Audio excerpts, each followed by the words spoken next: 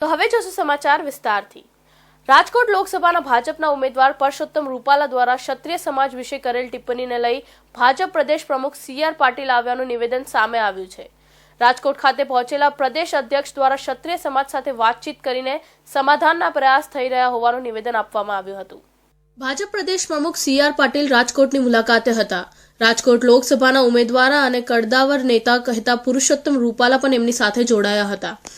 CR પાટીલે રાજકોટમાં અલગ અલગ 3 કાર્યક્રમમાં હાજરી આપી હતી। પહેલા કાર્યક્રમ તેઓ VVP એન્જિનિયરિંગ કોલેજ ખાતે કાર્યક્રમો સાથે સોશિયલ મીડિયા મીટ કરી હતી। આ પ્રસંગે તેઓ પુરુષોત્તમ રૂપાલાની બાજુમાં દેખાયા હતા અને એક રીતે એમને સંદેશ આપવાનો પ્રયાસ કર્યો હતો કે હમ સાથ સાથ હૈ અને હાલમાં થઈ રહેલા ક્ષત્રિય સમાજના વિરોધ બાબતે પણ વિરોધ કરી રહેલા રાજપૂત સહિત ક્ષત્રિય સમાજના લોકોને શાંત કરવાનો પ્રયાસ કરાયો હતો। ત્યારબાદ રાજકોટના બાપ સ્વામિનારાયણ મંદિર ખાતે કાર્યકર્તાઓ સાથે મીટિંગ યોજાઈ હતી અને અંતે રાજકોટના ખાનગી હોટેલ ખાતે પત્રકારો સાથે સ્નેહ મિલન યોજવામાં આવ્યું હતું।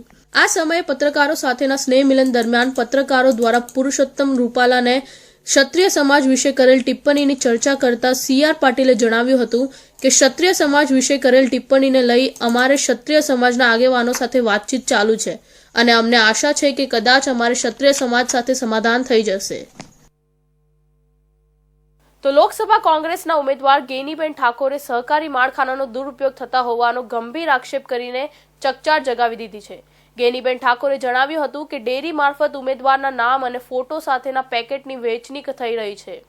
બનાસકાંઠા લોકસભા બેઠક પર કોંગ્રેસ ભાજપના મહિલા ઉમેદવારો વચ્ચે ચૂંટણી જંગ રસપ્રદ બની રહ્યો છે। બંને પક્ષે આરોપ પ્રત્યારોપનો દોર ચાલી રહ્યો છે।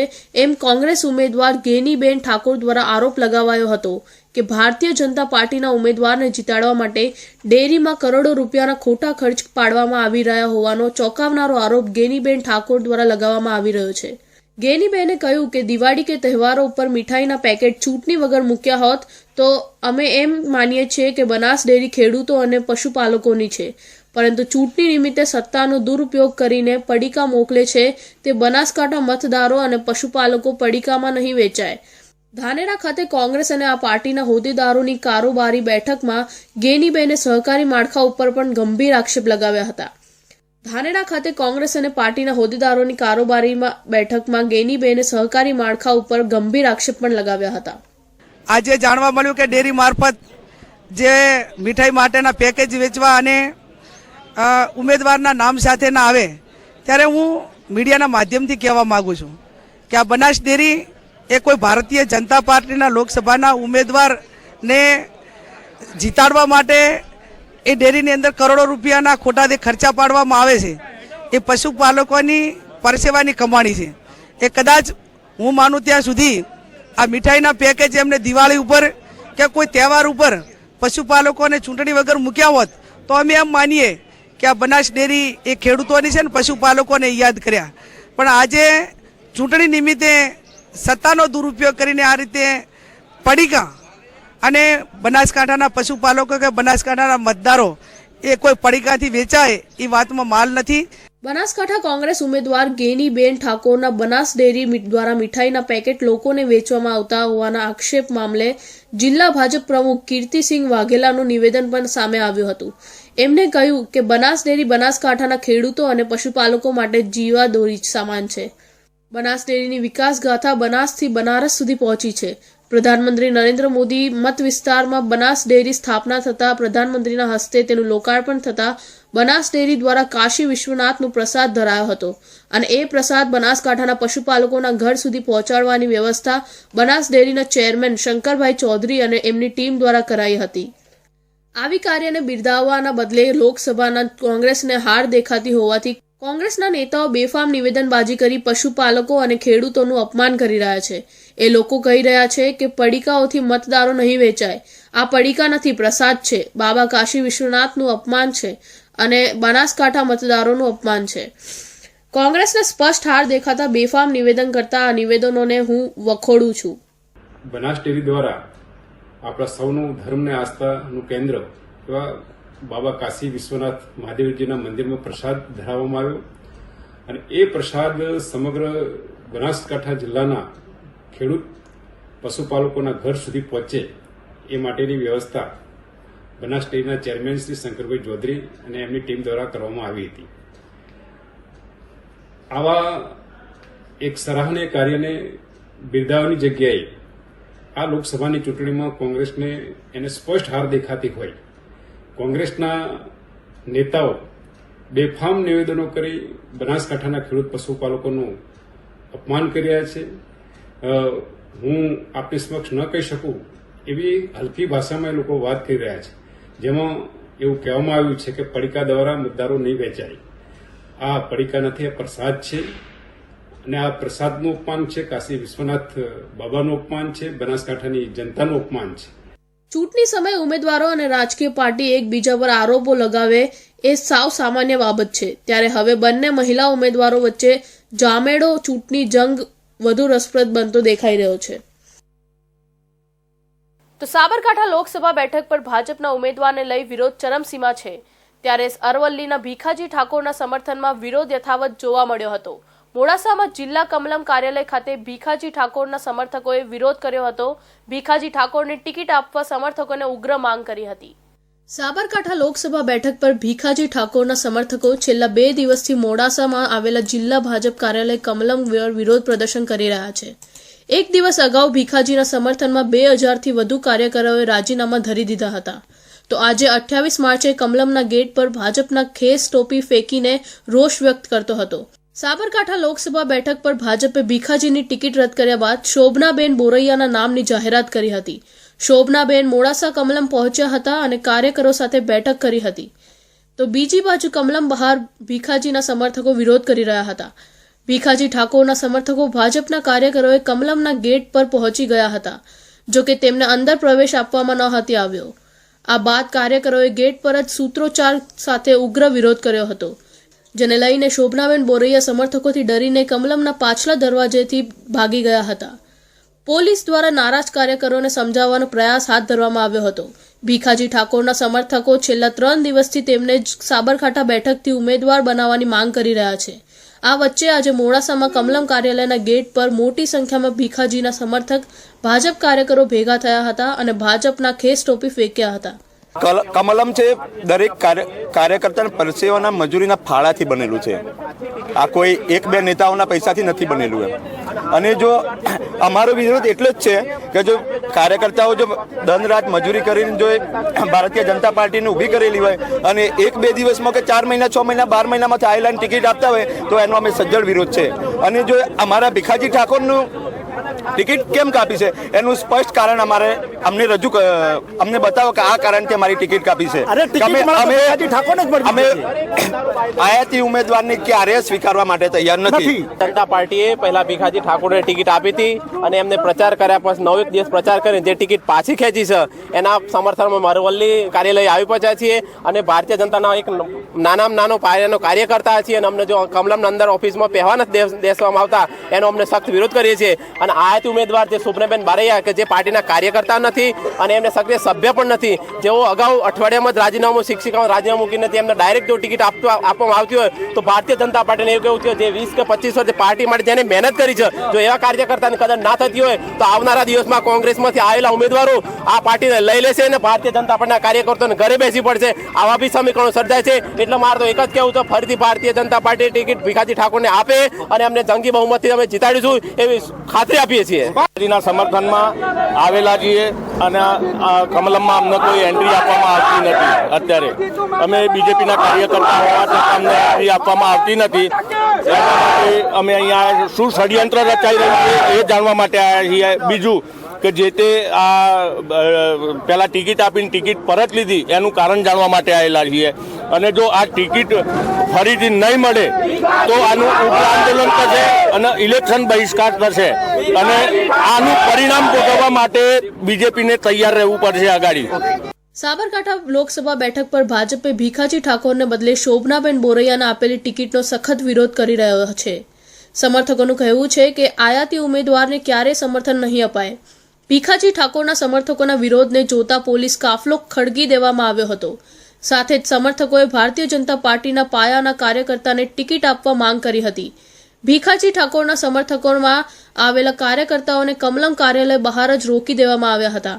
કમલમ કાર્યાલયમાં કાર્યકર્તાઓને પ્રવેશ ન અપાતા કાર્યકર્તાઓમાં ભારે રોષ જોવા મળ્યો હતો.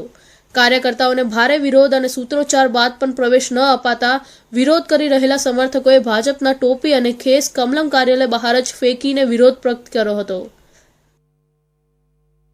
તો લોકસભાની ચૂંટણીનો ધમધમાટ શરૂ થઈ ગયો છે, ત્યારે જૂનાગઢ લોકસભાના બેઠક પર ગીર સોમનાથના ધારાસભ્ય વિમલ ચુડાસમાની પત્ની જલ્પા ચુડાસમાને કોંગ્રેસ ઉમેદવાર તરીકે ઉતારવાની માંગને લઈ વોટ્સએપ ટેમ્પલેટ વાયરલ થયો છે. ગુજરાતમાં ભાજપ કોંગ્રેસે પોતાના ઉમેદવારો જાહેર કર્યા છે, જો કે કેટલીક બેઠકો પર ટિકિટને લઈ વિરોધ પણ થઈ રહ્યો છે. જો કે આ વચ્ચે કોંગ્રેસ દ્વારા જૂનાગઢ માટે ઉમેદવાર જાહેર થયા નથી. ત્યારે જૂનાગઢ લોકસભા બેઠક પર ગીર સોમનાથના ધારાસભ્ય વિમલ ચુડાસમાની પત્ની જલ્પા ચુડાસમાને કોંગ્રેસ ઉમેદવાર તરીકે ઉતારવાની માંગને લઈ વોટ્સએપ ટેમ્પલેટ વાયરલ થવાનો મામલો સામે આવ્યો છે. આ અંગે ગીર સોમનાથના ધારાસભ્ય વિમલ ચુડાસમા દ્વારા પ્રતિક્રિયા આપવામાં આવતા જણાવ્યું હતું કે અમે લોકો સાથે જોડાયેલા છીએ. મારી પત્નીએ પણ લોકો સાથે જોડાઈ લોકોના અનેક કામો કર્યા છે. જૂનાગઢ લોકસભા બેઠક પરથી કોંગ્રેસના ઉમેદવાર તરીકે જાહેર કરવા ટેમ્પલેટમાં સમાજના લોકો દ્વારા માંગ કરવામાં આવી હોવાનો તેમણે ઉલ્લેખ કર્યો છે. આજ રોજ એક પત્રિકા વાયરલ કરવામાં આવી છે. એ પત્રિકામાં ખાસ કરીને અમારા ચાહકો કોંગ્રેસ પાર્ટીના કાર્યકરો દ્વારા લાગણીને અનુલક્ષીને પત્રિકા મેં વાંચી, તો તેમાં તે 13 લોકસભાની જૂનાગઢની ટિકિટ મારી ધર્મપત્ની જલ્પા ચુડાસમા માટે માંગણી કરવામાં આવેલી છે. તે ચોરવાડ નગરપાલિકાના 10 વર્ષથી પ્રમુખ તરીકે સેવા આપે છે. હું ધારાસભ્ય તરીકે 2 ટર્મથી સેવા આપું છું, 4 ટર્મથી નગરપાલિકાના ઓપરેટર તરીકે સેવા આપું છું. ત્યારે અમે સતત લોકો સાથે જોડાયેલા હોય અને લોકો સાથે જોડાયેલા હોય તે લોકોને ખૂબ અમારા પ્રત્યે લાગણી, અમારા કામ કરવાની પદ્ધતિની લાગણીથી ત્યાં સોમનાથમાં હું લોકોની વચ્ચે હંમેશા રહું છું.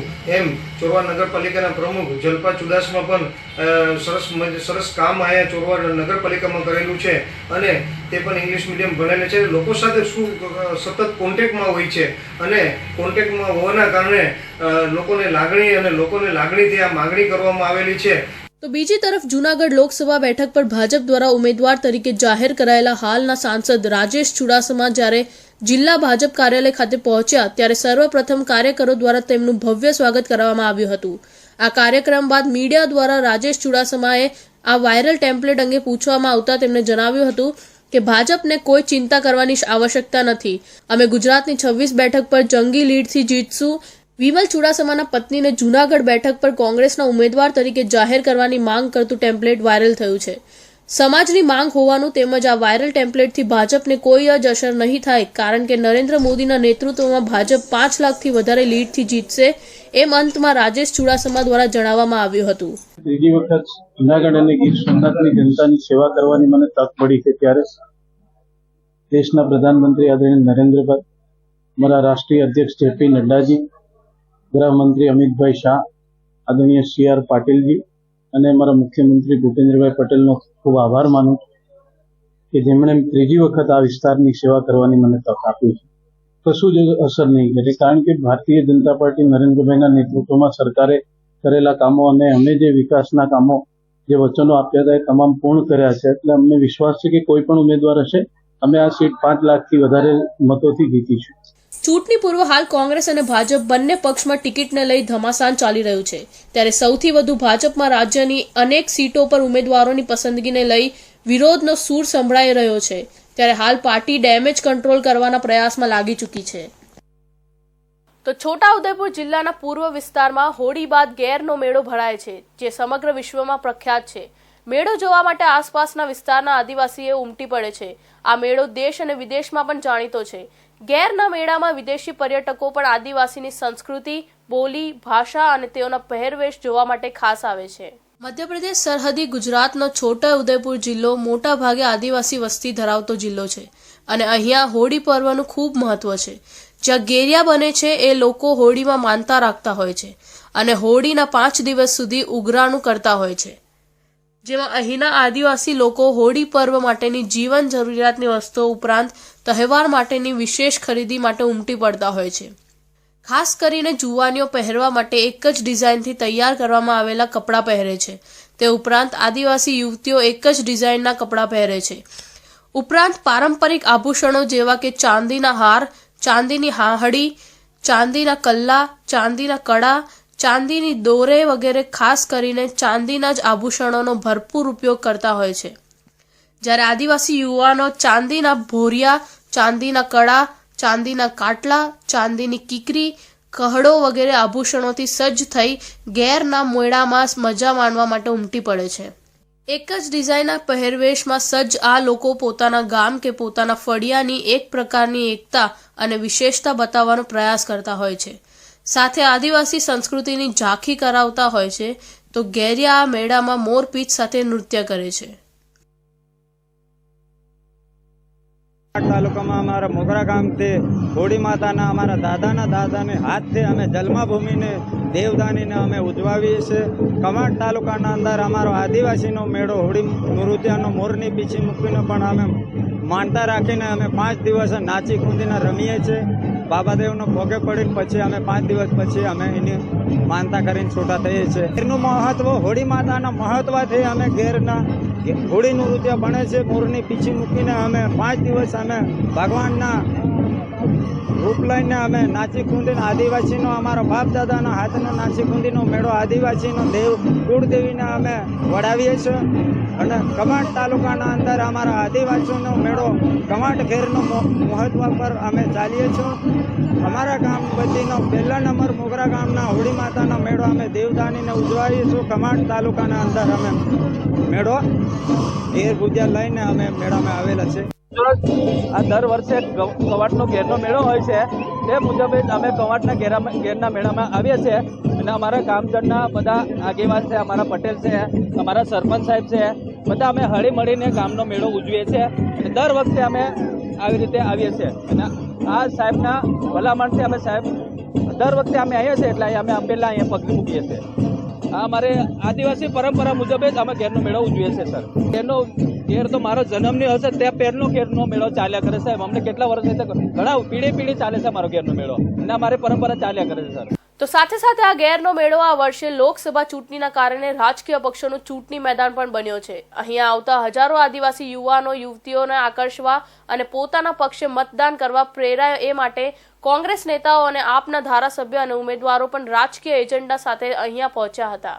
લોકસભા ચૂંટણી હોય એટલે કોઈ પણ રીતે લાભ મેળવવા રાજકીય પાર્ટી કોશિશ કરતી હોય છે, ત્યારે આ વખતે હોળીના રંગમાં રાજકીય રંગ પણ જોવા મળ્યા હતા. આદિવાસીઓ હોળીના રંગ સાથે રાજકીય રંગ પણ જોવા મળ્યો હતો. ત્યારે આપ પાર્ટીના નેતા ચેતર વસાવા સાથે કોંગ્રેસ નેતા પણ અહીંયા પહોંચ્યા હતા અને આવનારા લોકસભાની ચૂંટણીના કારણે અલગ જ અંદાજમાં જોવા મળ્યા હતા.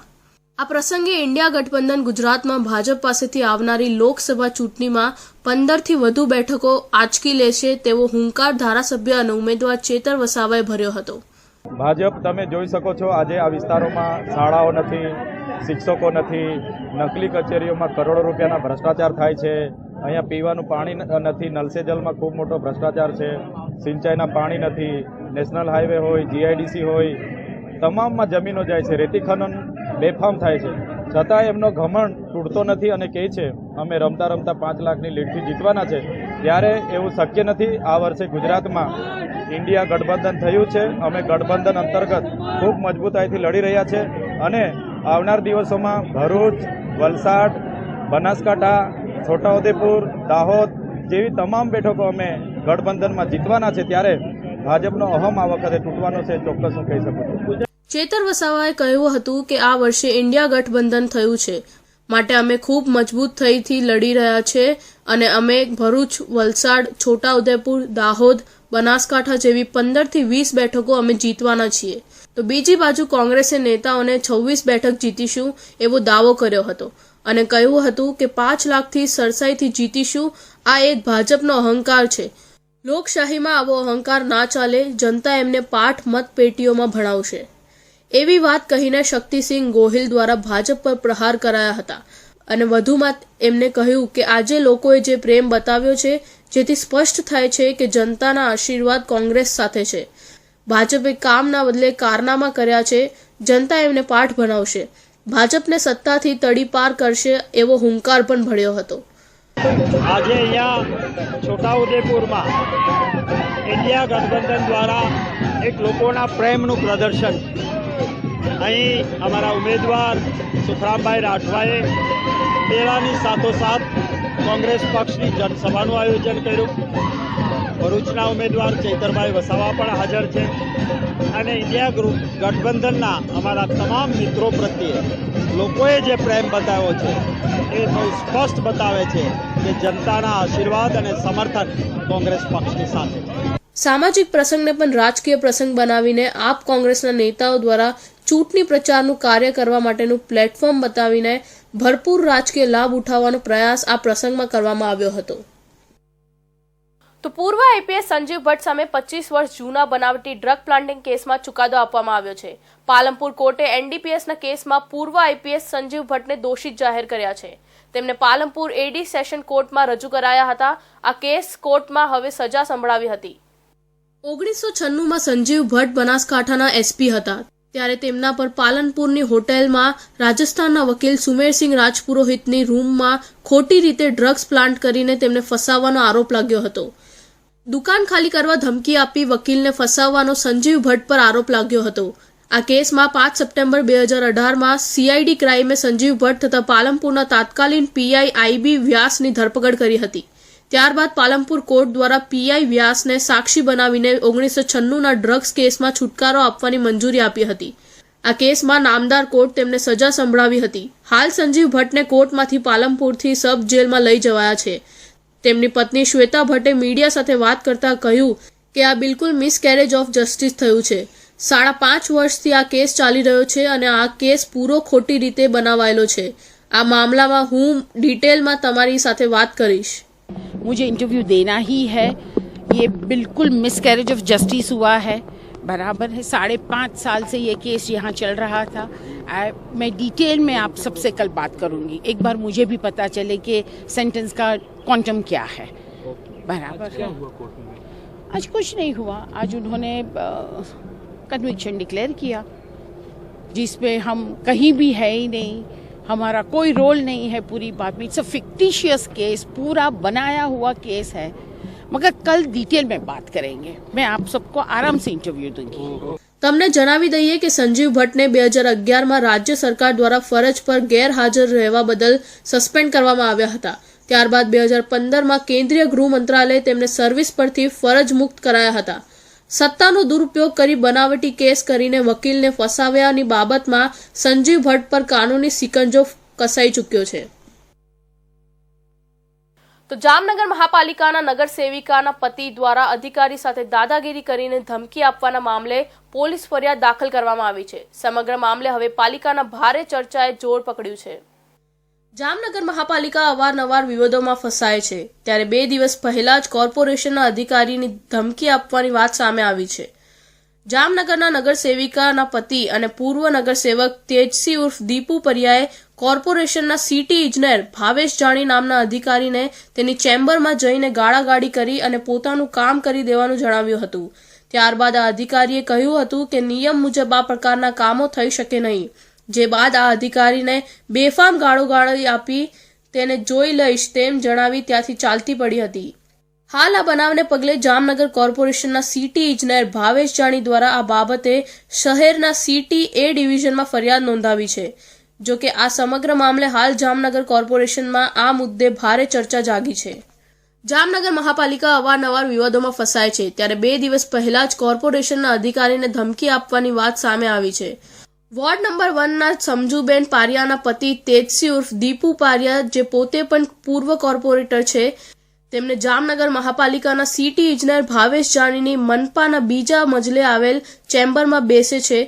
ત્યાં કોર્પોરેટરના પતિ તેજસી ઉર્ફ દીપુ પારિયાએ વોર્ડ નંબર 7ની ઇમ્પેક્ટ ફીની ફાઇનલ ક્લિયરિંગ કરી આપવાની ધાક ધમકી આપી કહેલ કે હું પૂર્વ કોર્પોરેટર છું અને હાલમાં મારી પત્ની કોર્પોરેટર છે. તમારે મહાનગરપાલિકામાં નોકરી કરવી હોય તો દર મહિને 1 લાખનો હફતો આપવો પડશે અને એકદમ ઉશ્કેરાઈ જઈ સિટી ઇજનેર ભાવેશ જાણીના શર્ટનો કોલર પકડી કહેલ કે હારૂન પાલેજાના ખૂન થયેલ છે તેમ તમારું ખૂન કરાવી નાખવાની અને ખોટા એસ્ટ્રોસિટીના કેસમાં ફસાવી દેવાની ધાક ધમકીઓ આપી ગાળો ભૂંડા બોલી બળજબરીથી પૈસા પાડવાની કોશિશ કરી ફરિયાદી જામનગર મનપાના સિટી ઇજનેરની કાયદેસરની ફરજ દરમિયાન આ બનાવ બનતા મ્યુનિસિપલ કમિશનરે વાત જણાવી હતી અને આ મામલે શહેર સિટી એ ડિવિઝન પોલીસ મથકમાં પૂર્વ કોર્પોરેટર પર ગુનો નોંધાવ્યો હતો. એ વ્યક્તિ મારી ચેમ્બરમાં આવી અંદાજિત 20થી 25 મિનિટ સુધી સતત ગાળાગાળી, અપશબ્દ, બેફામ ગાળાગાળી બોલેલ તેમજ તેમની વોર્ડ નંબર 7ની એક ઇમ્પેક્ટ ફીની ઇલીગલ ફાઇલ હતી કે 100% નવું બાંધકામ ઇમ્પેક્ટના નિયમો અમલમાં આવ્યા પછી સાવે સાવ 100% નવું બાંધકામ થયેલ હતું. આ ફાઇલને ઇમ્પેક્ટમાં ક્લિયર કરવા માટે છેલ્લા 3-4 મહિનાથી અવારનવાર રૂબરૂ રજૂઆત કરવા આવતા, દબાણ કરવામાં આવતા, ઇલીગલ શબ્દ બોલવામાં આવતા. છેલ્લે એમને ઉશ્કેરાઈ અને તારીખ 26ના બપોરે 1:30 થી 2:30ની વચ્ચે મને એસ્ટ્રોસિટીની ધમકી, એસ્ટ્રોસિટીમાં ફસાવી દેવાની ધમકી, પછી એના મિસિસ માથેભારા વ્યક્તિ છે. એમાં ક્લિપમાં સાંભળશો તો એવું પણ સાંભળવા મળશે કે ભૂતપૂર્વ વોર્ડ નંબર 16ના કોર્પોરેટર હતા એના કરતાં પણ મારા મિસિસ માથાભારે છે, મરિયમબેન કરતાં પણ. મારી નાખવાની ધમકી, આવી વિશેષ ધમકી આપી, ખંડણી માગવાની ધમકી, આવી ધમકી આપી કોઈ પણ અધિકારીને હાલે કોર્પોરેશનમાં કામ કરવું ખૂબ જ મુશ્કેલ છે. આજે જ આપના સમક્ષ, મીડિયા સમક્ષ જ મારી પાસે સવારે આ વાત જાણવા મળી છે. અમે પૂર્વ કોર્પોરેટર અને અમારા નગરસેવિકાના પતિનો હમણાં જ કોન્ટેક્ટ કરી એની સાથે વાતચીત કરી સત્ય શું છે એ બહાર લઈ આવી અને પછી આપની સમક્ષ જે કંઈ હશે અમારા કોર્પોરેટર, પૂર્વ કોર્પોરેટર ક્યાંય દોષી હશે તો એની પર પણ પગલાં લેવામાં આવશે. પણ આ વસ્તુ એવી છે કે સત્ય એકવાર તપાસીને પછી આગળની કાર્યવાહી જે કંઈ હશે. જે આરોપી છે તેજસીભાઈ ઉર્ફે દીપુભાઈ બારિયા, એમના દ્વારા તેમની એક ફાઇલ ક્લિયર કરવા બાબતે દબાણ આપી, તેમજ જે ફાઇલ ક્લિયર કરવાનું દબાણ આપી, તેમજ ખામી ફાઇલ હોવા છતાં પણ આ ફાઇલમાં આગળ ધકેલવા બાબતે પ્રેશર કરી અને દર મહિને 1 લાખ રૂપિયાની ખંડણી માંગી. તેમજ જો આમ નહીં કરવામાં આવે તો વિવિધ કેસો કરી એમના કેસો એના પર કાયદેસરની કાર્યવાહી કરીને ફસાવી દેવામાં આવશે એ બાબતને એમના ધમકી આપવામાં આવી છે. તેમજ મારીના ચાંદથી મારનાખની ધમકી પણ આપવામાં આવી છે. તેની સાથે ગાળી ગલોચ અને વાણી વિલાસ કરવામાં આવેલો છે. એમનો કાટલો જાળીને તેમને હડધૂત કરવામાં આવેલા છે. તો આ બાબતની ફરિયાદ જામનગર સિટી ડિવિઝન પોલીસ સ્ટેશનમાં દાખલ થઈ છે, જેમાં IPC 387, 332, 504 અને 506 મુજબની ગુનો દાખલ થયો છે. જો કે આ સમગ્ર મામલે હાલ જામનગર શહેર અને કોર્પોરેશનમાં આ મુદ્દે ભારે ચર્ચા જાગી છે અને પોલીસ આ મામલે તપાસ શરૂ કરી છે. જો કે હજી સુધી આરોપી વિરુદ્ધ કોઈ કાર્યવાહી થઈ નથી. તો આ હતા આજના બુલેટિનના મહત્વના સમાચાર. ફરી મળીશું નવા સમાચાર સાથે. ત્યાં સુધી જોતા રહેજો ઇન્ડિયા ન્યૂઝ ગુજરાત.